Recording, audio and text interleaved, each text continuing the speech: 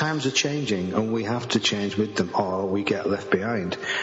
We get left on the shelf and nobody wants to come into the shop and buy us, do they? So what do we do?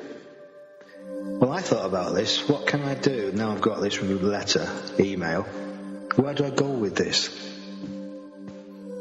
I accept everything that comes my way. I read it, I listen to it, and then I let it digest within my brain. My inner self, you might call it, which directly connected to the higher self.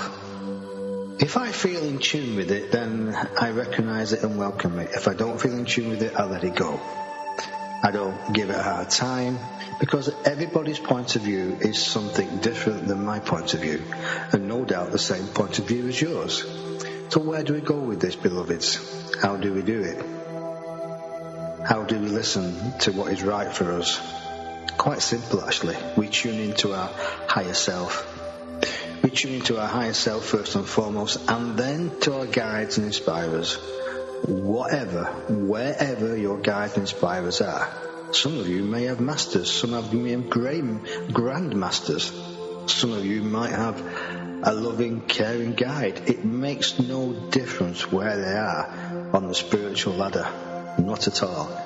It is the information they bring to you at that time for the purpose of your soul and your journey upon this Mother Earth, on the crystalline grid.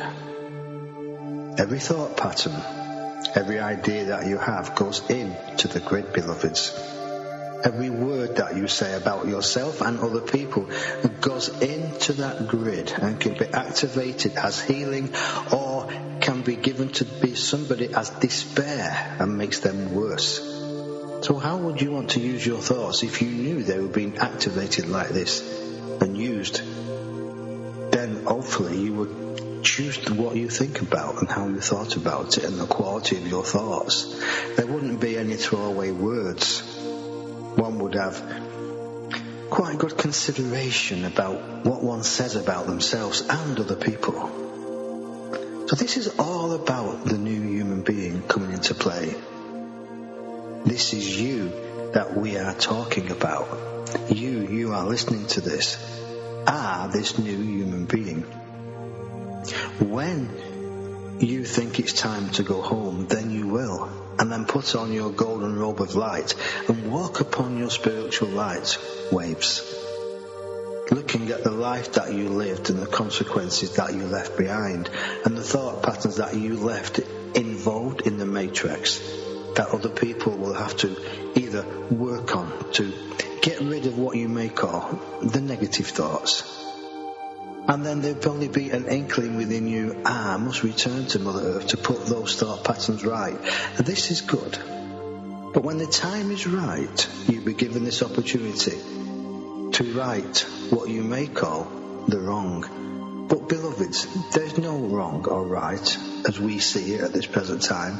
We who look upon your earth at this time from a higher advantage point than most people upon your earth.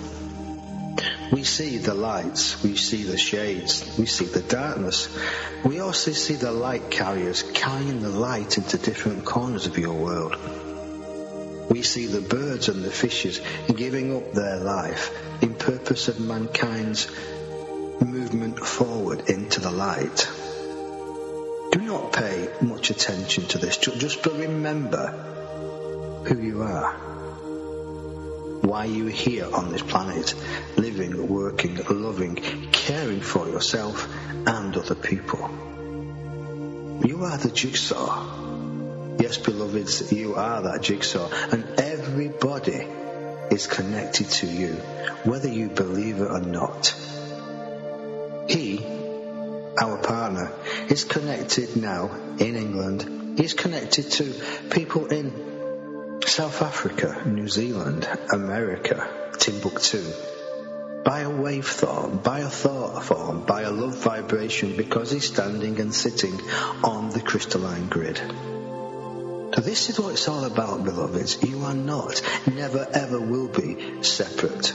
Never be on your own. Even though your puny little mind says sometimes, you're on your own, what must one do?